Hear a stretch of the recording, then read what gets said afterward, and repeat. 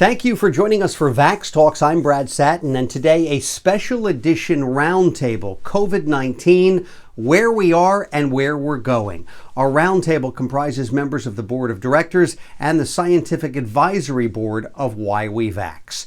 Dr. Nicole Roberts, our moderator today. She's the Executive Director of Feed a Billion, and she's a Global Health Policy Advisor. Dr. Mark Schleiss, Minnesota American Legion and Auxiliary Heart Foundation Endowed Research Chair in Pediatric Infectious Diseases. He's with the Department of Pediatrics at the University of Minnesota Medical School. Dr. Michael Miller, founder and consultant with Health Polcom, a health policy strategy and advocacy firm.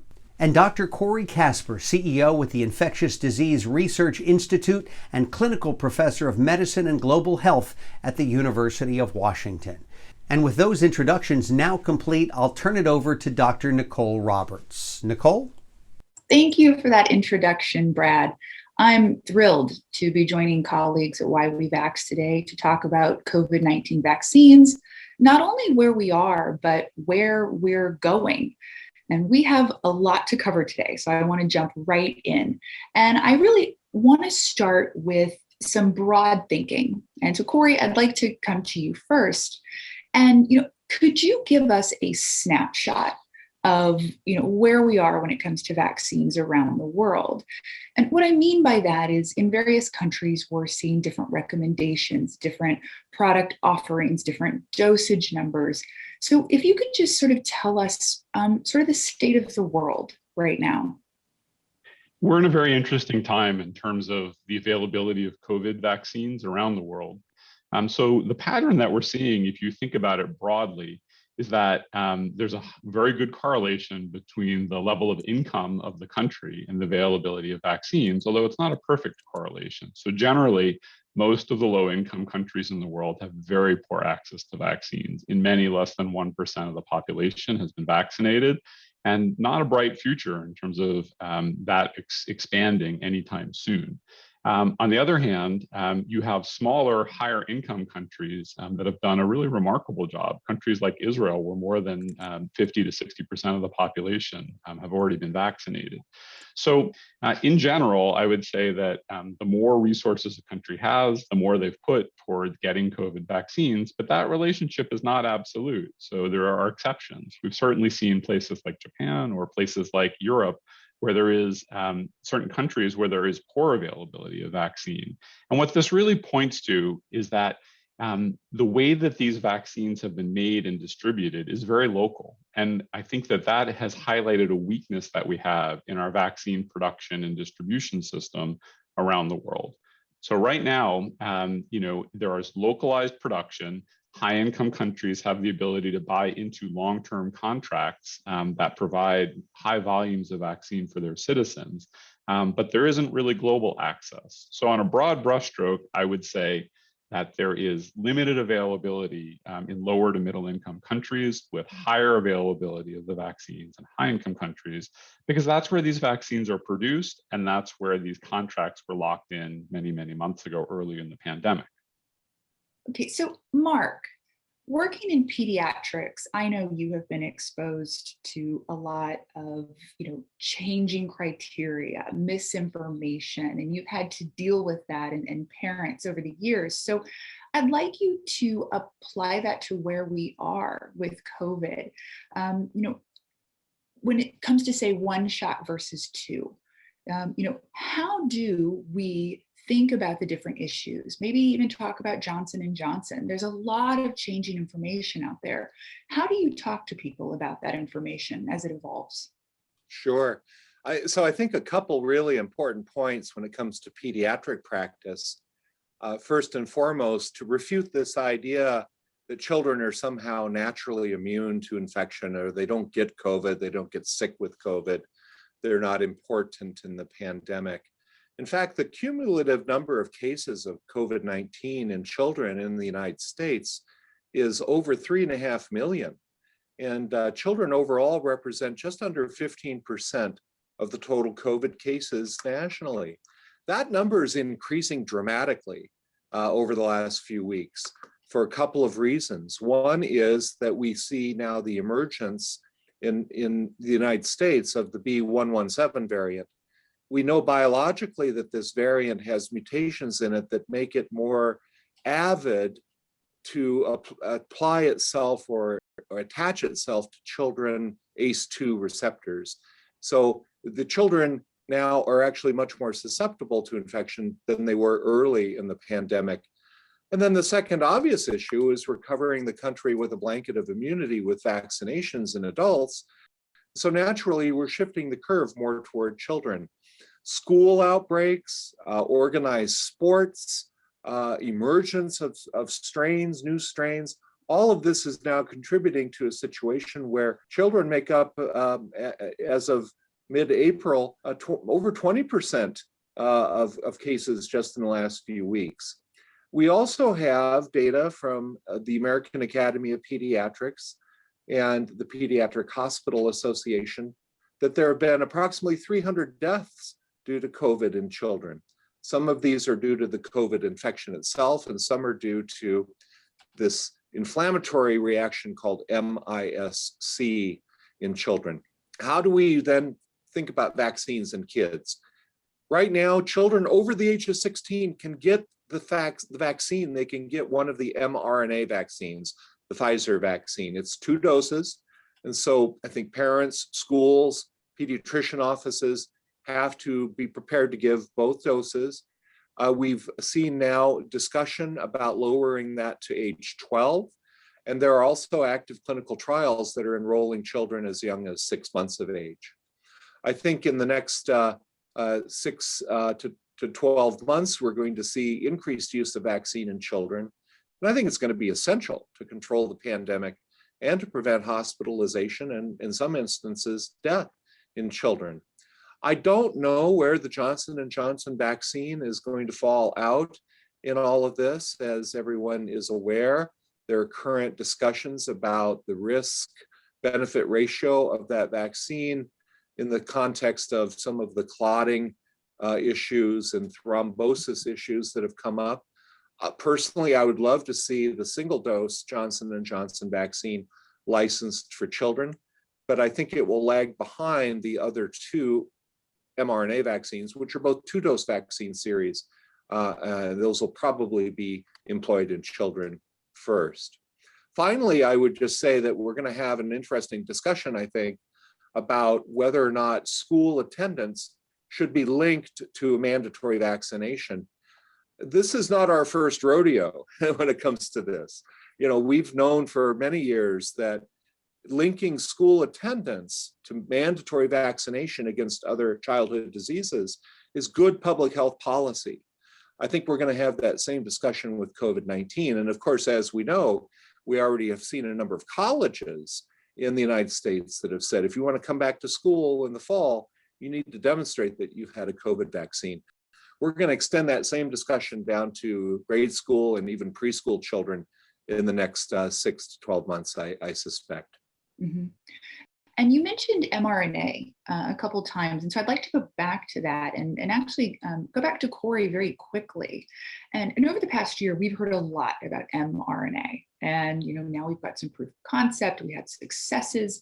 And so what does the future look like in terms of vaccinations with mRNA, say, versus DNA or like a vector-based vaccine? There's no doubt that with the response to COVID, we've entered at what I would say is a golden age of vaccinology. I think it's really important to point out that a lot of people are saying that we developed a COVID vaccine in 11 months. And while there's some truth to that, it doesn't really fully credit the role of research and development in these vaccines over the last several years. So really, I would say over the last decade, there's been a real revolution in how we've thought about vaccines. We've thought about different ways of delivering vaccines and different systems to deliver them. So we've been working on nucleic acid vaccines for many, many years, both DNA vaccines and RNA vaccines. We've been working on adjuvanted protein vaccines for many years, and with the licensure of a highly effective adjuvanted protein vaccine in 2017, that field has exploded as well. So, and then finally, obviously, with the vectored vaccines like the adenovirus vaccines, again, that's a relatively recent development that was accelerated significantly by the COVID pandemic. So when we look at all of these new technologies that have been brought to bear for COVID, then we begin to think a little bit about, well, what does the future look like? Because inevitably there will be more pandemics, and how do we be responsive? So the great news is that we now have choices. You always want choices, and in vaccinology now we have choices. There isn't one key that will fit every lock, and there isn't one vaccine that will be best for every person. So what we have now are a series of different vaccines that will be able to tailor both to the type of infection as well as to the individuals that need to be protected. RNA vaccines, which have really raced to the forefront here, have shown they've really their colors have really come to the have begun to be recognized. So they can be produced rapidly, they can be highly effective in terms of their response, and they can be modified as needed to meet changes in pandemics. And that's why I think you're seeing them here as such promising candidates. What I think we will see, though, is that the duration and breadth of protection from RNA vaccines might be limited. And so while these vaccines may play an incredible role in the initial response to pandemics, or even in the future addressing things like cancer, it's important to recognize that there's limitations to that platform as well. And that's why it's nice that we have a real cornucopia of choices. So everything we're talking about, it's becoming clear to all of us that global vaccination is absolutely vital to keeping the world safe. But I'd like to, pause here and actually talk about the why. So Mike, I'd love for you to talk to us about why global vaccination is so important for all of us. Well, I think what's happened over the last year is everybody's come to recognize that viruses and infectious diseases don't recognize national borders. I mean, this pandemic started one place and quickly spread across the globe. I mean, currently the United States State Department has a do not travel recommendation for 150 countries because those other countries aren't able to control their infection rates. They haven't been able to get vaccinations out. If we don't get the globe vaccinated, then we can't travel. It impairs international trade, and it puts us at risk for recurrence of the virus, and it's what's driving variants is the extensive spread of the virus, which leads to extensive proliferation and rapid development of these variants. That's what's been happening across the globe. So unless we really get a global control, we really won't be able to quelch the pandemic. And just to point out, the word pandemic is the extension of the word epidemic, but with pan, which means across the world. And that's what we're seeing. And I think right where you are is where I'd like to stay for a minute. And let's talk about those variants. Because this is a global issue, we can say we're all in this together. And yet, truthfully, we're all in wildly different places. As someone who works primarily in India, I mean, right now, India is making headlines every day due to numbers and potential variants. So Mark, let's talk about what's happening with variants. So for starters, could you just help us understand maybe like the classification? Earlier you said B117. So if you could just help people understand what exactly does that mean? The nomenclature for variants is still evolving. So I don't think we have a clear consensus on how to name them. We can look to influenza, which we've known for years is prone to genetic recombination, generation of new strains. After all, the annual flu shot that we get varies from year to year, depending upon the strain variants that are prevalent in the community. And influenza strains are named not only on the basis of whether they're type A or type B, but often the geographic location of origin of the variant. With COVID-19, SARS-CoV-2, we have a plethora of variants, and it's not unexpected. This is an RNA virus. That means that the genetic material of the virus is not DNA-based, but RNA-based. And so those kinds of viruses are prone to mutation at a high frequency. I think the key point is having infrastructure and resources to sequence strains as they roll in. And many states have excellent programs. Here in Minnesota, we have what we call whole genome sequencing that can be done with very rapid turnaround to see if strains are emerging. And then the next question is, are these strains likely to be resistant to antibodies that are generated by patients who receive the first generation COVID-19 vaccines that we're now using in the clinic? And I say first generation vaccines because with virtual certainty, there will be more. We will see COVID vaccines modify and change over time. There's already discussion about booster shots for the first wave of vaccine recipients from earlier in this year to account for the variants. This is where the nucleic acid-based platforms like the mRNA platforms are very powerful, because once you have the genetic information, it's pretty straightforward to plug that in to the vaccine platform and rapidly produce the next generation vaccine. Of course. And so then how are the vaccines responding to the variants? It's an interesting question of how the vaccines are responding to the variants. I would more say, how are the variants responding to the vaccine? But I'll answer both of those questions. So I think what the intention of your question is to say, are we protected against these newly emerging variants? And I think the answer is a mixed one. At present, certainly. So I think what we know is that the vaccines that are made against wild type infection will provide some protection from these variants as well. So we know that, and that varies by how different the variant is to the wild type infection. With some of the variants, the efficacy of these vaccines may be low. With other variants, they appear to be quite high. I think there's a few factors. One is, in all of these vaccines, for right now, it appears as if the neutralizing antibody titer is the best correlate that we have for protection against disease with the coronavirus strains. So what we know is that if you have high neutralizing antibody titers, you're protected. And if you have those high neutralizing antibody titers, it may also give you protection to strains that were not in the vaccine. What that means is that as your antibody titers begin to sink, with just time that you've had the vaccine, you may be less protected from the variants. So what I'm watching very closely is whether the protection of the vaccines that we currently have wanes over time, both to the wild type, but maybe more rapidly to the variants as more variants emerge that are more different than the current wild type strain. So the answer is that I would say for now, we are protected with most of the vaccines against most of the variants. However, as there become more variants, and remember that all of these variants that we're seeing are largely in the absence of huge selective pressure from a vaccinated population. So as more people become vaccinated and there is more pressure on the virus from the immune system, we may see more what we would call escape variants that would be less sensitive to the vaccine and the immune pressure from the vaccine.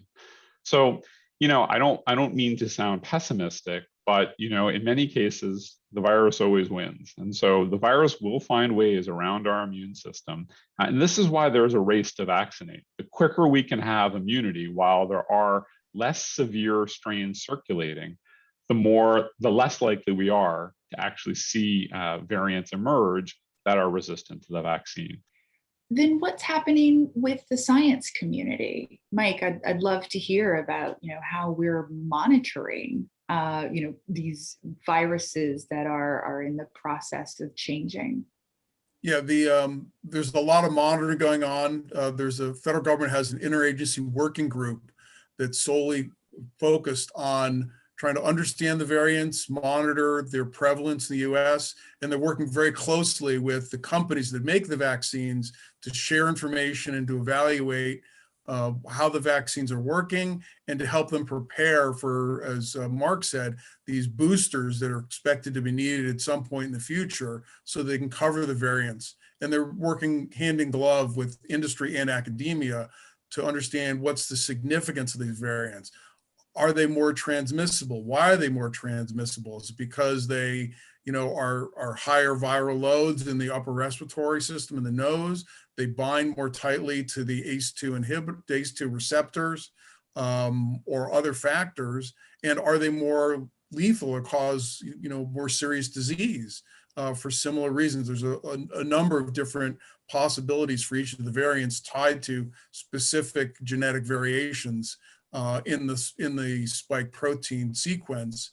There are other variations outside the spike 2 protein sequence, and those are also being looked at and monitored. They don't seem to be as crucial for evaluation concern because the vaccines and the therapeutic antibodies are focused on that spike 2 protein, which is what enables the virus to enter the human cells. But they're out there too. They shouldn't be completely ignored. Yeah. So Mike, I want to stay with you for a second, and I want to carry this a bit further. And so earlier, one of the words that Mike used was shift. And we're certainly seeing shifts, not only geographically, but even within populations. So we're seeing here in the US declining hospitalization rates, death rates, and yet we're seeing, as he pointed out, an increase in childhood infections. And so I'd really like for you to just continue that thought, but talk about the trends that are happening and the changes that we're seeing, the differences that exist. Well, the good news is, as older people and people at high risk have gotten vaccinated, the incidence of infection and hospitalization and deaths in those age groups has declined, but it's been replaced with vastly increasing numbers of infections amongst younger people. And as Mark pointed out, those younger people are not just getting solely a mild or transient or asymptomatic infection. Some of them are filling up pediatric hospitals. And the other piece of this puzzle that hasn't been discussed enough is this so-called long COVID or post-acute SARS disease something. And it may be affecting 10 to 30% of people who get symptomatic infection, get COVID-19, very serious. And it's not just the older people, younger people get it. And it's months and months of prolonged symptoms, sometimes fatigue and shortness of breath, brain fog, all sorts of symptoms. Part of it may be related to the organ damage that they got during their acute infection that's slowly to resolve. Other part of it may be a chronic inflammatory or autoimmune type symptom, situation that continues on. It's also very encouraging to note, though, that it seems like a significant number of people who have this so-called long COVID, they get vaccinated, and for a significant number, they get better, which tells us something that the vaccines are helping to maybe reset the immune system, or there's some ongoing reaction of the immune system still trying to respond to that acute infection that the vaccine helps to modulate. I'm not a high-powered immunologist here, and I know that there's a lot of complexity, but those are just good signs. But the important message is that younger people need to get vaccinated, A, to give us herd immunity so we can safely reopen, but B, to protect themselves and their friends and families and everybody else, because COVID-19 in the younger cohort is a real serious health problem. That's really encouraging. But part of the discrepancy here is, I would actually go back to what you talked about with herd immunity, is people's understanding of herd immunity. And so actually, Mark, I would love for you to clarify that for us. If you could just talk about, what is herd immunity? What isn't it? And, what does the future look like with and without reaching herd immunity? Yes, herd immunity. I think it is a very misunderstood term and an often misused term. And it's one of those terms that when non-scientists use it, in particularly in political discussions, it makes me cringe with fear and trepidation about how people might interpret it. Herd immunity is a very simple concept in principle. It's that threshold of immunity in a population where an infectious disease no longer circulates. And let's face it, the ultimate goal of any vaccine program is to someday reach a point where you don't need to use the vaccine at all anymore. We've only ever achieved that historically with smallpox. We have a shot at doing it with polio. But herd immunity depends on a lot of variables. And one of the key variables is the pathogen itself. If the organism, the germ, the virus, the bacteria, has a sort of a narrow number of types, genotypes, then you can achieve herd immunity through a combination of people having had the illness and people having had a vaccine. But as we were speaking about a few minutes ago, SARS-CoV-2, COVID-19 virus, it generates a lot of variants. And so I'm frankly fearful that herd immunity may be a very difficult goal to achieve with this virus. And Mike? Yeah, Nicole, the herd immunity is a concept, as Mark said, that people don't understand. They hear it, but they think they do, but they really don't. I've been talking to people since the vaccines have been rolling out around the concept of effective control. And that's what we should be looking towards, effective control. And there is no hard mathematical definition of what that is. It's really kind of a social construct as to what society can accept in terms of how well we've controlled the SARS-CoV-2 coronavirus pandemic or epidemic in the country. The two kind of check places to compare it to are what we have with measles, where we generally do have actual herd immunity, and measles is much more infectious than the SARS-CoV-2 virus, but we've got 95+% people immunized, and we have generally less than 100 cases in the US every year. More than that, and there's an outbreak, which is what we had most recently in the fall of 2019. And then there's an effort to find those cases and get immunizations. And it's usually from somebody coming in from outside the country into the US, bringing it, and then it spreads. The other comparator is influenza, as Mark said, which everybody's kind of familiar with. And that's about 100 deaths per day. See, it varies seasonally, obviously, 20, 30, 40,000 deaths per year. We are a long way from getting towards that level of infection and deaths and hospitalizations with SARS-CoV-2. The good news is the vaccines we have, highly effective, much more effective than the annual flu vaccine, although maybe what we've learned from particularly the mRNA vaccines may be applicable to flu vaccines. So maybe we'll get a lot more effective flu vaccines, and those numbers will also come down. But I think that's the kind of concept we need to be looking towards. But you look at the data now, particularly the number of infections in young people, what's going on in certain states in the US, and we're far, far from even being close to comparable to what's for influenza in the US. And of course, in other parts of the world, India, Brazil, parts of Africa, it's just, there's no control, nonetheless even concept of effective control. Right. But, I do want to talk a little bit about, and I'd love to end on a high note if we can, but when you talk about that effectiveness of this vaccine compared to other vaccines, I'd love to hear a bit more. Maybe Corey, you could tackle this question about, the COVID-19 vaccine's effect on the development and severity of that long COVID that Mike mentioned earlier. It's not uncommon that there are long-term sequelae from transient infectious diseases. We've known that for some time. And the reason why that happens differs with each type of infection. So sometimes the virus itself may cause damage in a tissue or an organ, and that then leads to permanent damage. So for instance, with influenza, the flu, some patients, when they get an inflammation of the heart, and that leads to damage of the heart that they may have for the rest of their lives. In other cases, you might see the body's immune response to that virus cause friendly fire or cause damage that it didn't mean to cause. And in those circumstances, it's actually the immune response to the virus, not the virus itself, that's causing the long-term symptoms. So with COVID and with coronaviruses, we're just beginning to appreciate that people do have long-term symptoms. And unfortunately, it doesn't seem to be a small percentage of people with these long-term symptoms. So these long haulers, as we're starting to call them, have a number of different manifestations of problems after they've had this infection.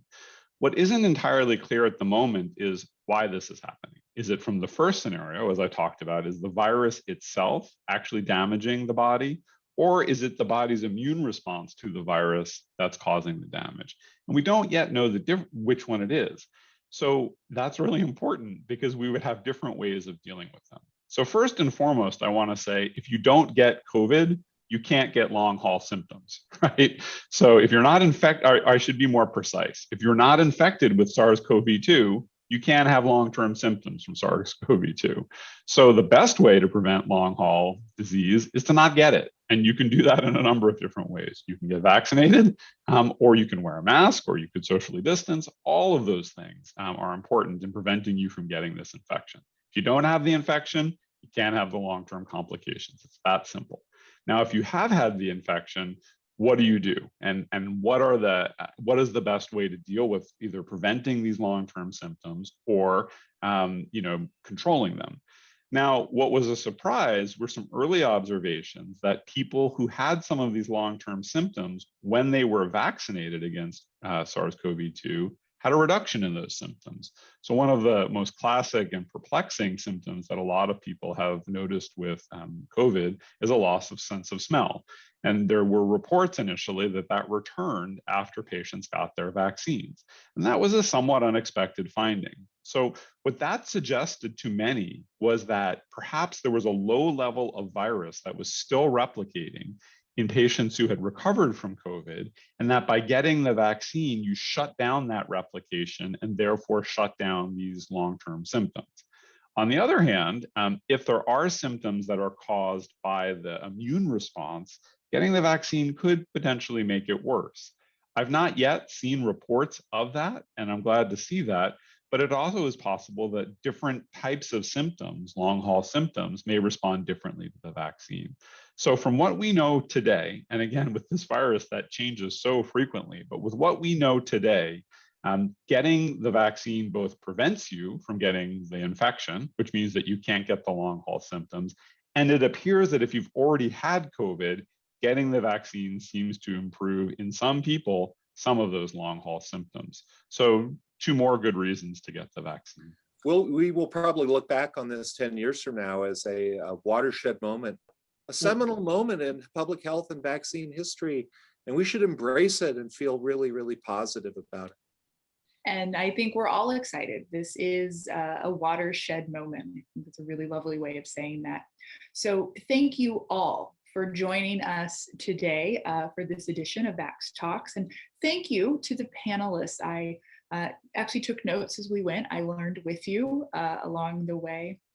And for more information, please visit whywevax.org, and you can find all of us there, more information, and certainly more videos from the VaxTalk series.